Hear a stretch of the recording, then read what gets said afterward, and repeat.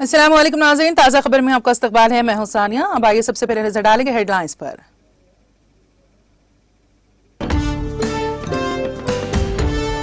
Life science के शोबे में तेलंगाना की तेजी के साथ तरक्की की सिमत गामजन। बायो एशिया के 19वें इंडियन की इफ्तिताई तकरीब से रियासती वजीर KTR का खिताब।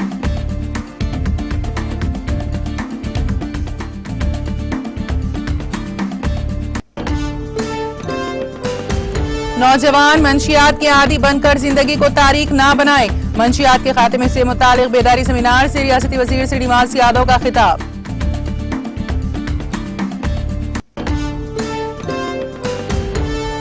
रियासती वजीर हरीश राव ने हैदराबाद में नर्सरी मेले का किया इफ्तिताह। निकलस रोड पीपुल्स प्लाजा में 28 फरवरी तक रहेगा मेला जारी। मेले में मुल्क की मुख्तलिफ रियासतों के तकरीबन 120 स्टॉल्स किए गए कायम।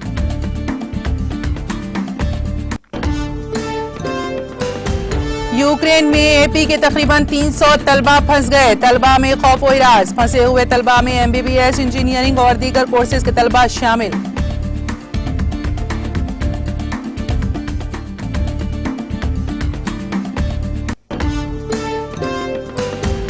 गौतम स्वांग ने AP पब्लिक सर्विस कमीशन के सदनशीन की जिम्मेदारी संभाल ली।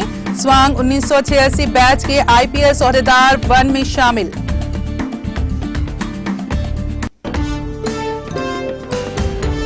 जम्मू में बैनुल-अक़वामी सरहद पर मुश्तबा ड्रोन की सरगर्मी। रोशनी को देखते ही वहां तैनात फौजी जवानों ने इसकी तरफ 10-12 गोलियां चलाई।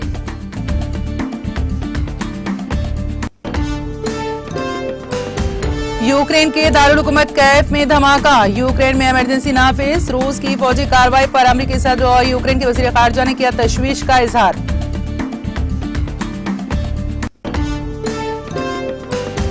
और ब्राजील में लैंडस्लाइडिंग और सैलाब की तबाहकारियां। सैलाब से हलाक होने वालों की तादाद 200 से तजावुज कर गई।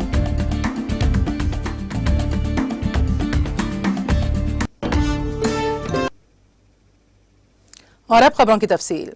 वजीर IT व बल्दी नज़्म व नस्र के तारक रामाराव ने जोर देते हुए कहा है कि तेलंगाना लाइफ साइंस के शोबे में 215 कंपनियों से 6,400 करोड़ रुपए की सरमायाकारी को राग़िब करने में कामयाब हो गई हैं।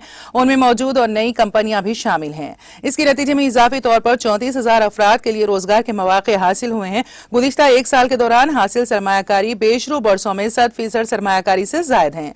लाइफ साइंस इंडस्ट्री के सालाना प्रोग्राम बायो एशिया के 19वें एडिशन का इफ्तिताह करते हुए उन्होंने कहा कि इस शोबे में रियासत की तेज तर तरक्की हुई है। उन्होंने कहा कि कोविड की वजह से निगहदाश्त सेहत के शोबे पर तवज्जो मरकूज की गई है और हैदराबाद के आलमी सतह पर लाइफ साइंस के शोबे पर अपने नुखूश छोड़े हैं। बालिग अफराद को दी जाने वाली 3 वैक्सीन में से 2 की तैयारी हैदराबाद में की गई है।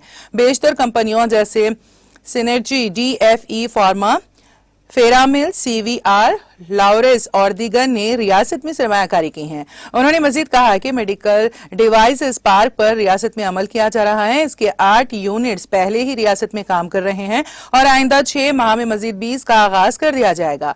मेडिकल डिवाइसेस पार्क के जरिए 1,500 करोड़ रुपए की पाबंद सरमायाकारी हुई है और इसके जरिए मुलाजिमत के 7,000 मौके फराहम किए गए हैं।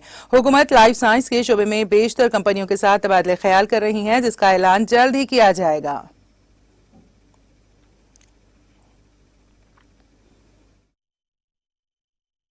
Welcome you all to BioAsia 2022. I'm delighted and honored to inaugurate the 19th edition of BioAsia, our flagship annual event. I'm immensely proud of the fact that Hyderabad continues to make an indelible imprint in the life sciences sector, not just in India, but also globally.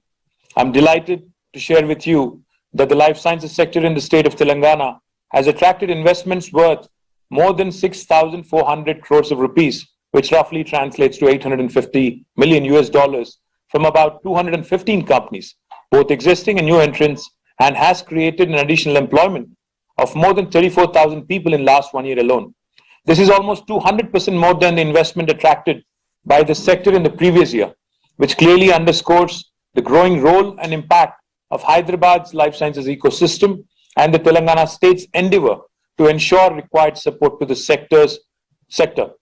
Genome Valley's prominence has been recognized globally in the wake of the pandemic, with most of the country's vaccine manufacturers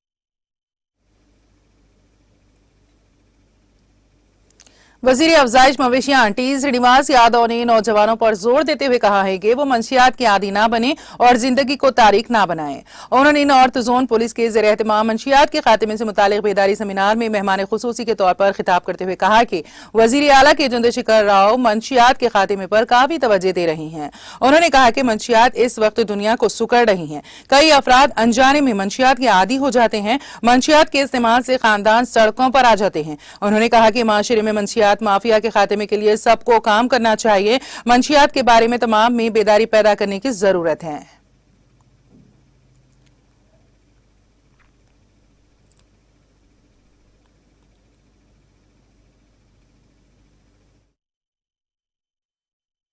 దేశంలో హైదరాబాద్ పోలీసుకు ఉన్నటువంటి ప్రత్యేకత దేశంలో ఏ పోలీసుకు కూడా లేదు మన హైదరాబాద్ పోలీసుకు ఉన్నటువంటి.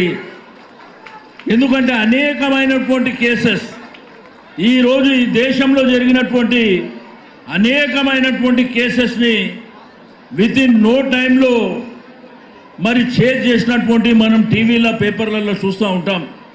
కాబట్టి దయచేసి ప్రజలు కానివ్వండి, యువకులు కానివ్వండి, విద్యార్థులు కానివ్వండి, అందరూ కూడా సహకరించవలసినటువంటి అవసరం ఉన్నది. ఈరోజు సమాజంలో ఉన్నటువంటి ఈ డ్రగ్స్ మహమ్మారిని నిర్మూలించడానికి ప్రతి ఒక్కరం మరి కంకణబద్దులై చేయి కలిపి దీన్ని పారదోలవలసినటువంటి అవసరం ఉన్నదని చెప్పి నేను ఈ సందర్భంగా తెలియజేస్తా ఉన్నాను. మరి తప్పకుండా ప్రభుత్వం, మీరు చూసినారు ముఖ్యమంత్రి గారి స్టేట్మెంట్, ఎట్టి పరిస్థితుల్లో మరి పోలీస్ డిపార్ట్మెంట్ ఎవరిని కూడా వదిలిపెట్టే పరిస్థితి ఉండదు అని చెప్పి నేను ఈ సందర్భంగా తెలియజేస్తా ఉన్నాను. చాలా సీరియస్గా ఉంటుంది, ఫర్మ్గా యాక్షన్ ఉంటుంది. రెండోది వాళ్లకు శిక్ష కూడా.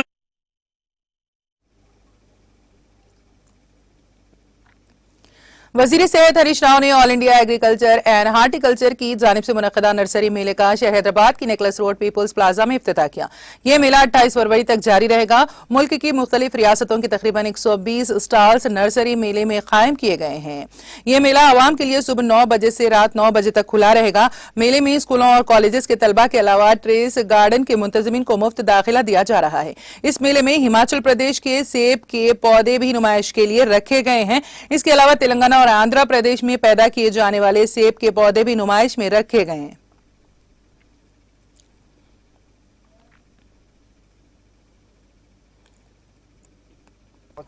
మరి హైదరాబాద్ లో ప్రభుత్వం ఇక్కడ అందించింది. ముఖ్యంగా ఇక్కడ ఇంకొకటి కూడా మనకు బాగా కనబడ్డది ఏంటంటే మున్సిపాలిటీల్లో, గ్రామ పంచాయతీల్లో కూడా రోడ్ సైడ్ ఎవెన్యూ ప్లాంటేషను, ప్రభుత్వ కార్యాలయాల ముందు కూడా చక్కటి పూల మొక్కలు పెట్టుకునేటువంటి మంచి మొక్కలు ఎవెన్యూ ప్లాంటేషన్ కూడా ఇక్కడ మేము చూడడం జరిగింది.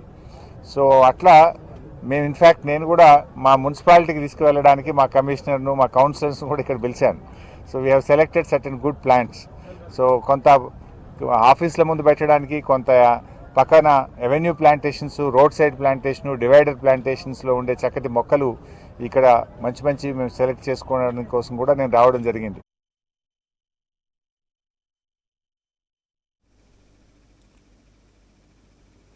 वजीर पंचायत राज व देही तरक्यात E Dayakar Rao, government whip D Vinay Bhaskar, Warangal mayor जी सुधारानी, गायत्री ग्रानाइट, वी वेंकटेश्वरलू ने हनमकुंडा में वाक़ 1000 सुतून वाली रुद्रेश्वरा स्वामी मंदिर में महाशिवरात्रि के ज़िमन में 28 फरवरी ता 4 मार्च मुनक्कद होने वाले ब्रह्मोत्सवाला पोस्टर की रस्मी इजरा अंजाम दिया।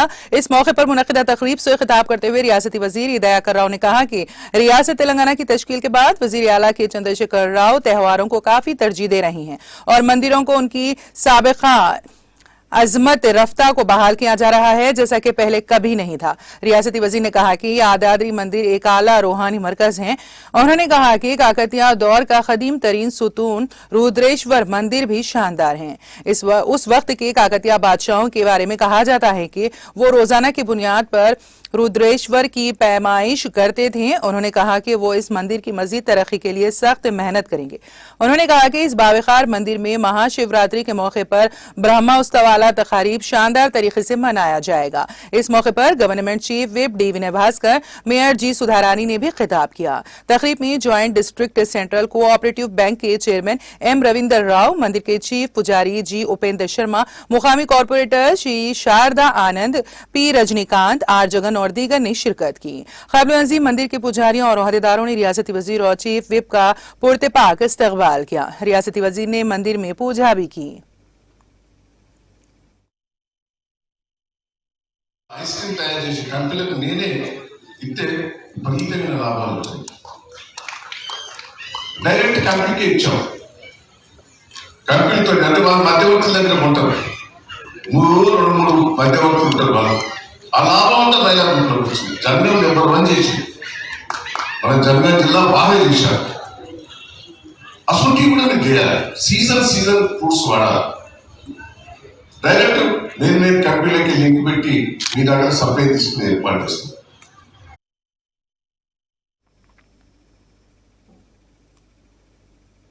भैंसा शहर के global moral high school student unit की जानिब से पल्स पोलियो 2 रोजा शऊर बेदारी मुहिम अमल में लाई गई। तलबा का एक वक्त ग्रो कृपा नर्सिंग होम पहुंचकर डॉक्टर रामाकृष्ण गौड़ से मुलाकात करते हुए पोलियो से मुतालिक मुकम्मल जानकारी हासिल की। बारिजा भैंसा शहर के मुख्तलिफ इलाके ओवैसी नगर, असद बाबा नगर, अकबर बाबा नगर के अलावा दीगर इलाकों में घर घर पहुंचकर पोलियो की अहमियत से वाकिफ करवाया। इस मौके पर स्कूली तलबा के अलावा दीगर मौजूद थे।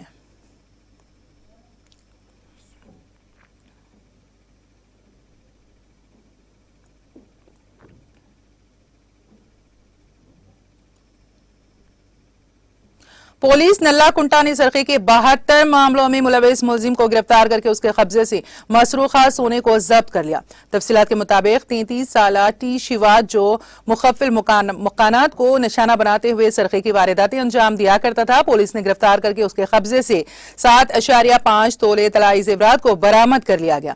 जब्त शुदा मालियत 2,25,000 रुपए बताई गई है। पुलिस ने मुलजिम के खिलाफ एक मुकदमा दर्ज करते हुए तहकीकात का आगाज कर दिया।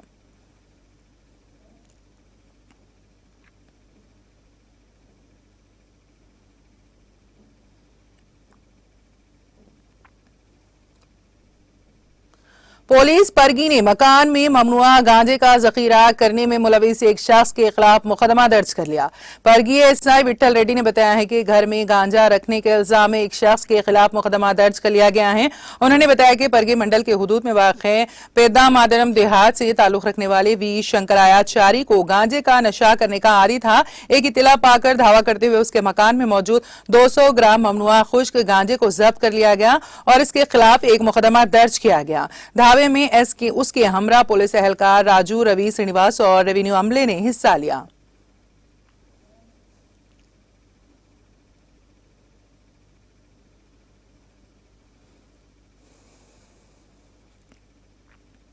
सीनियर आईपीएस ओहदेदार गौतम स्वांग ने आज सदनशीन Andhra Pradesh public service commission के ओहदे की जिम्मेदारी संभाल ली। स्वांग जून 2019 से रियासत के पुलिस सरबराह के तौर पर खिदमात अंजाम दे रहे थे, ताहम हुकूमत ने एक हफ्ता पहले ही उनका तबादला कर दिया था और उनको कोई पोस्टिंग नहीं दी गई थी और ताहुक्म सानी GAT डिपार्टमेंट को रिपोर्ट करने की हिदायत दी गई थी। ताहम हुकूमत ने उनको Andhra Pradesh public service commission का सदनशीन मुकर्रर किया और आज स्वांग ने अपनी नई जिम्मेदारी संभाली। स्वांग 1986 बैच के IPS ओहदेदार हैं।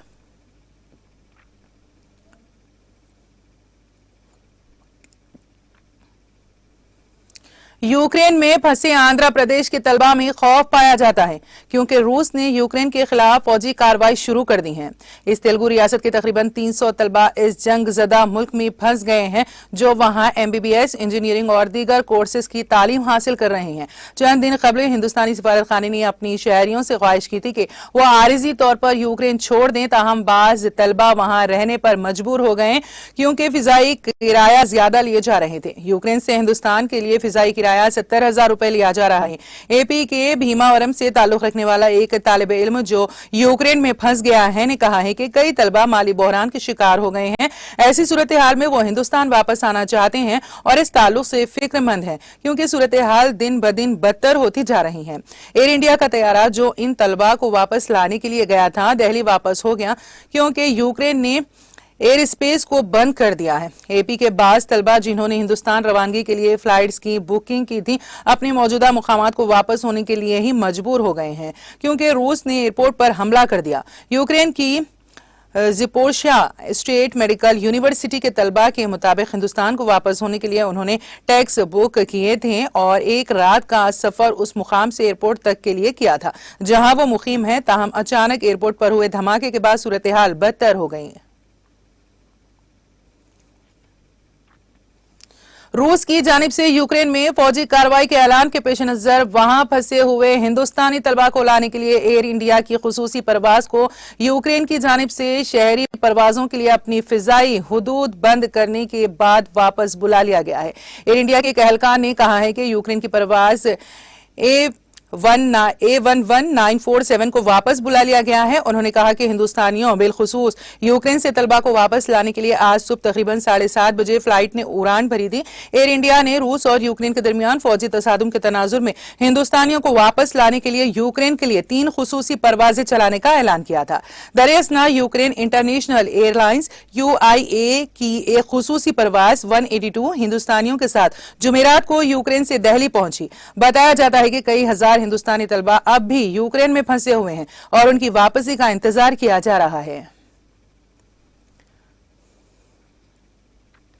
यूक्रेन के डोंबास इलाके में रूस के खुसूसी फौजी प्रोग्राम शुरू करने के ऐलान के बाद हिंदुस्तान ने जमीरात को अक़वाम मुत्तहिदा कौंसिल में रूस और यूक्रेन से फौरी जंग की तेजी को कम करने और ऐसे किसी भी कदम से बचने की अपील की है जिससे हालात बदतर हो सकते हैं। अक़वाम मुत्तहिदा में हिंदुस्तान के मुस्तकिल नुमाइंदे TS त्रिमूर्ति ने सलामती कौंसिल की एक हंगामी मीटिंग से खिताब करते हुए रूस और यूक्रेन में हालात पर गहरी तशवीश का इजहार किया है और कहा है कि अगर हालात संभाला नहीं गया तो खित्ते का अमन और सलामती तबाह हो सकती हैं। उन्होंने कहा कि जब 2 दिन पहले सलामती कौंसिल की मीटिंग हुई थी तब हिंदुस्तान ने तनाव को फौरी तौर पर कम करने की अपील की थी और हालात से मुतालिक सभी मसलों को हल करने के लिए मुसलसल और मरकूज सिफारत में जोर दिया था।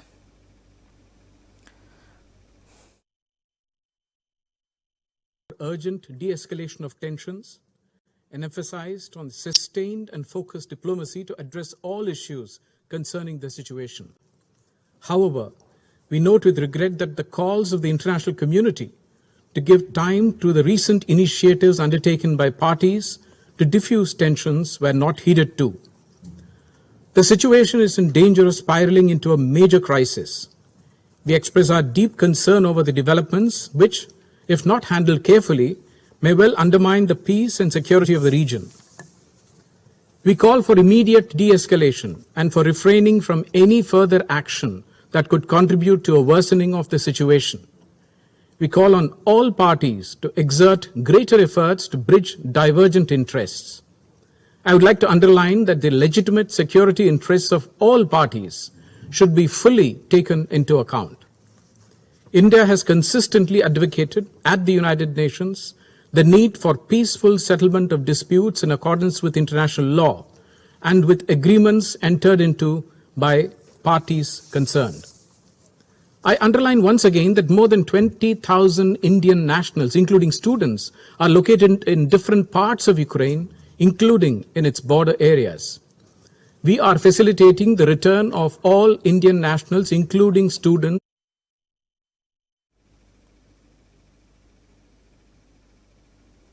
उत्तर प्रदेश असेंबली इंतखाबात के चौथे मरहले में 9 अजला की 59 सीटों पर सुबह 7 ता 6 बजे तक मुनक़द होने वाली वोटिंग पुरअमन तरीके से अख्ताम पजीर हो गई। इस मरहले में तकरीबन 60.59% राय दहिंदगान ने अपनी हक राय दही का इस्तेमाल करते हुए उम्मीदवारों की इंतखाबी किस्मत को EVM में कैद कर दिया। साल 2017 के इंतखाबात में उन 59 सीटों पर मजमूई वोटिंग का औसत फीसद 62.55% रहा था। चीफ इलेक्शन अफसर अजय कुमार शुक्ला के मुताबिक चौथे मरहले की पोलिंग पुरअमन तरीके से अख्ताम पजीर तामीर हुई और कहीं भी किसी किस्म का कोई नाखुशगवार वाकया पेश नहीं आया। पुरअमन व गैर जानिबदाराना इंतखाबात के लिए सिक्योरिटी के सख्त इंतजाम किए गए थे। वहीं कोविड प्रोटोकॉल के तहत वोटरों को सिर्फ मास्क पहनकर पोलिंग स्टेशन में दाखिल होने की इजाजत थी। इसके अलावा इलेक्शन कमीशन ने पोलिंग स्टेशन पर सैनिटाइजर और थर्मल स्क्रीनिंग समेत दीगर इंतजाम भी किए थे। कमीशन से अभी तक मौसूल इरादतशुमार के मुताबिक जिले पीलीभीत में सबसे ज्यादा 66.16% और रियासती राजधानी लखनऊ में सबसे कम 55.92% वोटिंग हुई। दीगर अजला में बांदा में 57.48%, फतेहपुर में 60.07%, हरदोई में 58.99%, लखीमपुर खीरी में 65.54%, रायबरेली में 61.99%, सीतापुर में 62.66% और उन्नाव में 57.73 राय दहिंदगान ने अपने हक राय दही का इस्तेमाल किया है। शुक्ला ने बताया कि इस मरहले में 624 बशमूल 91 खातून उम्मीदवारों के इंतखाबी किस्मत का फैसला करने के लिए 2.13 करोड़ वोटर बशमूल 1.14 करोड़ मर्द और 99 लाख खवातीन वोटिंग की मजाज थीं। जमहूरी हक के इस्तेमाल के लिए कमीशन की जानिब से 13,817 पोलिंग स्टेशनों पर 24,634 पोलिंग बूथ्स बनाए गए थे, जहां पर राय दहिंदगान ने अपने हक राय दही का इस्तेमाल किया।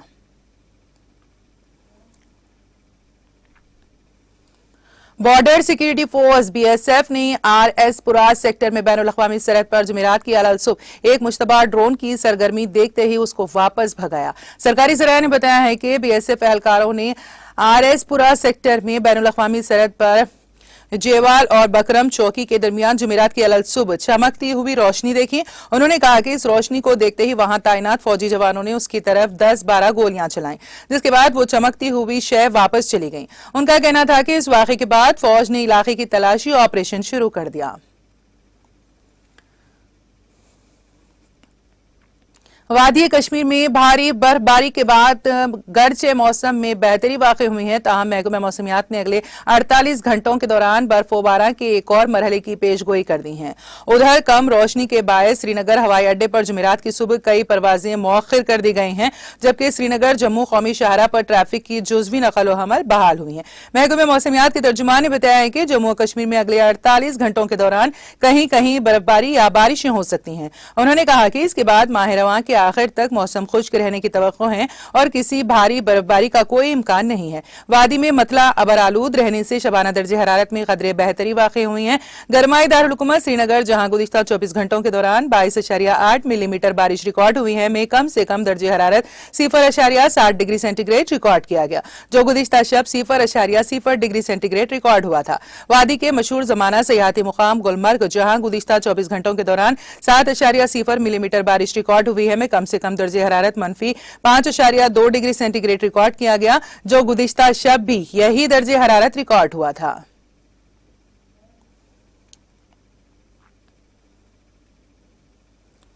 यूक्रेन के दारुल हुकूमत कैफ और दीगर मुकामात पर जुमेरात की सुबह कई धमाके हुए। ये बात जुमेरात को मीडिया रिपोर्ट में बताई गई है। यूक्रेन की इंडिस्टेंट इंफॉर्मेशन एजेंसी के मुताबिक ये धमाका कैफ में मुकामी वक्त के मुताबिक सुबह 5 बजे हुए। कम से कम 4 धमाके डोनेट्स्क के इलाके क्रामातोर्स्क में हुए हैं। इसके अलावा उड़ीसा खारक्यू, बडियानसिक, बोरिसल इंटरनेशनल एयरपोर्ट के करीब भी धमाकों की आवाजें सुनी गई। मीडिया रिपोर्ट्स के मुताबिक कैफ शहर के वस्त में वाक़ सेनेटर माइकल कैथेड्रल के करीब रिपोर्टिंग करने के नुमाइंदों को धमाके की वजह से काम में खलल पड़ा।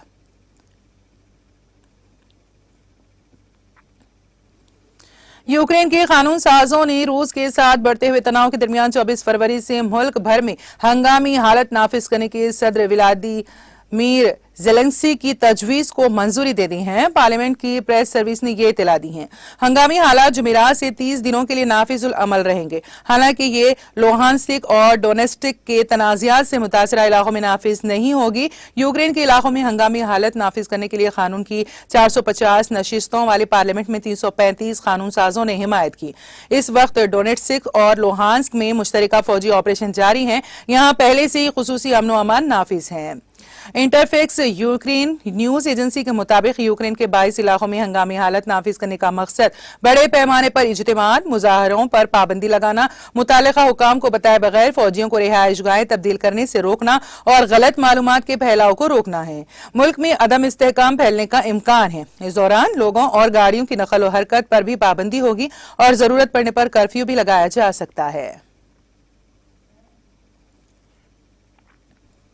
अमरीकी सदर जो बाइडन ने जुमेरात को रूस पर मशरिकी यूक्रेन में फौजी मुहिम चलाने के लिए एक सूची समझी जंग शुरू करने का इल्जाम लगाया और कहा कि अमेरिका और इसके साथ मुत्तहद हैं और फैसला कुन तरीके से जवाब देंगे और दुनिया भी रूस को जिम्मेदार ठहराएगी। बाइडन ने एक बयान में कहा कि वो हालात पर नजर रखेंगे और कल अपनी G7 हम मनसबों के साथ मीटिंग करके रूस के खिलाफ आगे नतीजों का ऐलान करने के लिए अमरीकी लोगों से खिताब करेंगे। बयान में कहा गया है कि पूरी दुनिया की दुआएं आज रात यूक्रेन के लोगों के साथ हैं, क्योंकि वो रूसी फौजी दस्तों के जरिए एक बेवजह और गैर मुनासिब हमले को झेल रहे हैं। रूसी सदर ने एक पहले से सोचे समझे मंसूबे के तहत जंग का इंतखाब किया है जो इंसानी तकलीफ और जिंदगी के लिए तबाहकुन साबित होगा।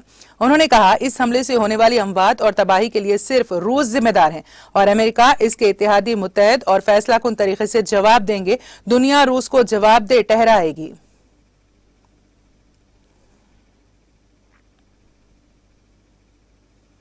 रूस के यूक्रेन पर हमले को अपने 5 साला दौर का अफसोसनाक तरीन लम्हा करार देते हुए अक़वाम मुत्तहिदा के सेक्रेटरी जनरल एंटोनियो गुटेरेस ने व्लादिमीर पुतिन से फौज वापस बुलाने की अपील की है। बसूरत दीगर तबाहकुन असरात मुरतब होंगे। गैर मुल्की खबर रसाई एजेंसी की रिपोर्ट के मुताबिक अक़वाम मुत्तहिदा के सरबराह ने सलामती कौंसिल के हंगामी इजलास के आगाज में रूसी सदर से फौरी अपील करते हुए कहा कि इंसानियत के नाम पर अपनी फौजियों को रूस वापस बुलाए। उन्होंने मजीद कहा कि इंसानियत के नाम पर यूरोप में जंग शुरू होने ना दें, जो सदी के आगाज से अब तक की बदतरीन जंग हो सकती है, जिसके नतायज सिर्फ यूक्रेन के लिए तबाहकुन नहीं बल्कि रूसी फेडरेशन के लिए भी इल्मनाक होंगे। उन्होंने कहा कि हम आलमी मईशत पर इस जंग के असरात के नतायज का अंदाजा भी नहीं लगा सकते।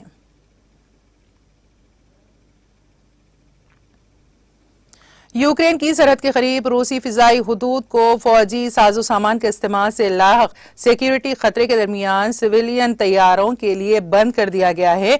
एविएशन के एक अहलकार ने जुमेरात को ये इत्तला दी। उन्होंने कहा कि हथियारों और फौजी साजो सामान के इस्तेमाल की वजह से यूक्रेन की मगरबी सरहद के साथ साथ और बेलारूस की मगरबी सरहद के साथ साथ फिजाई हुदूद को सिविलियन तैयारों की परवाजों की हिफाजत के लिए बंद कर दिया गया है।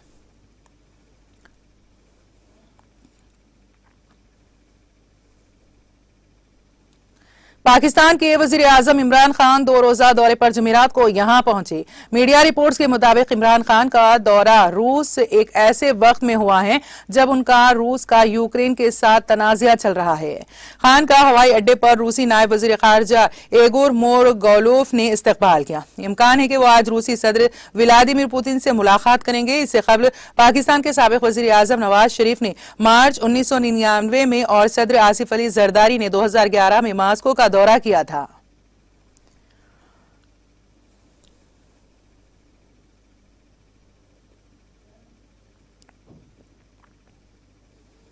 यूक्रेन के वजीर खारजा दिमित्रो कुलेबा ने उनके मुल्क पर रूसी हमले को जारहियत की जंग का नाम दिया है और दुनिया भर के मुल्कों से रूस के खिलाफ पाबंदी लगाकर उसे अलग थलग करने की अपील की है। कोलेबा ने ट्वीट करके कहा, रूस ने यूक्रेन के खिलाफ जंग छेड़ दी है, जिसकी वजह से पुरअमन यूक्रेनी शहरियों पर हवाई हमले शुरू हो गए हैं। यह जारहियत की जंग है और यूक्रेन इस हमले से न सिर्फ निमटेगा बल्कि जीतेगा भी। उन्होंने दुनिया भर के मुल्कों में इस मामले में तेजी से कार्रवाई करने की अपील करते हुए एक डोडो लिस्ट जारी करने को कहा है। इस लिस्ट में रूस पर अभी से सख्त पाबंदियां लगाए जाने और इसे हर तरह से अलग थलग किए जाने के अलावा यूक्रेन के लिए फौरी तौर पर फौजी मदद के साथ माली और इंसानी मदद मुहैया कराए जाने के इल्तजाम होने चाहिए। उन्होंने कहा कि पूरी दुनिया मिलकर पुतिन को रोक सकती है और ऐसा किया जाना चाहिए। दुनिया भर के मुल्कों को फौरी कार्रवाई करनी चाहिए क्योंकि इस वक्त न सिर्फ यूरोप बल्कि पूरी दुनिया का मुस्तकबिल दांव पर लगा हुआ है।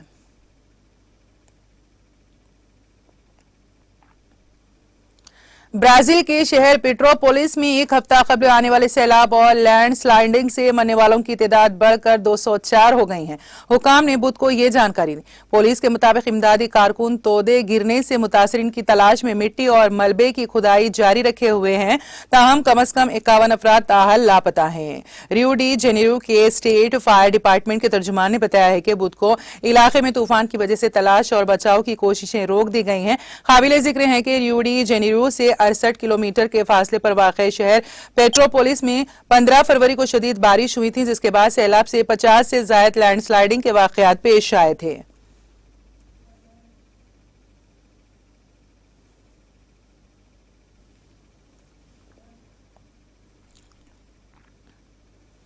और अब आखिर में एक नजर हेडलाइंस पर।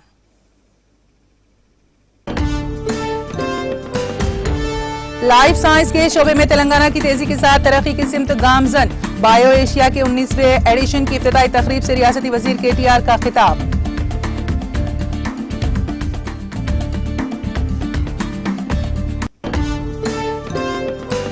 नौजवान मंशियात के आदी बनकर जिंदगी को तारीख ना बनाए।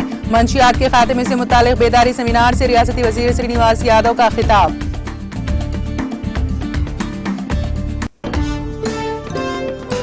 रियासती वजीर हरीश राव ने हैदराबाद में नर्सरी मेले का किया इफ्तिताह। नेकलेस रोड पीपुल्स प्लाजा में 28 फरवरी तक रहेगा मेला जारी। मेले में मुल्क की मुख्तलिफ रियासतों के तकरीबन 120 स्टॉल्स किए गए कायम।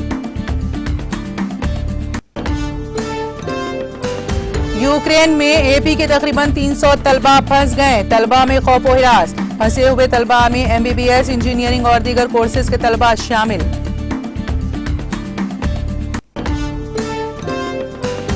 गौतम स्वांग ने AP पब्लिक सर्विस कमीशन के सदनशीन की जिम्मेदारी संभाल ली।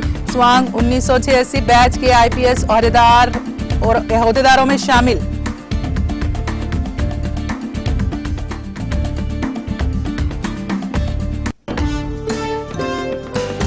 जम्मू में बैनुल-अक़वामी सरहद पर मुश्तबा ड्रोन की सरगर्मी। रोशनी को देखते ही वहां तैनात फौजी जवानों ने उसकी तरफ 10-12 गोलियां चलाई।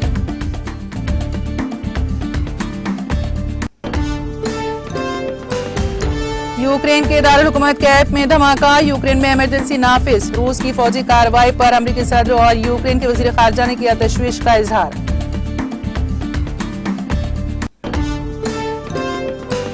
और ब्राजील में लैंडस्लाइडिंग और सैलाब की तबाहकारियां। सैलाब से हलाक होने वालों की तादाद 200 से तजावुज कर गई।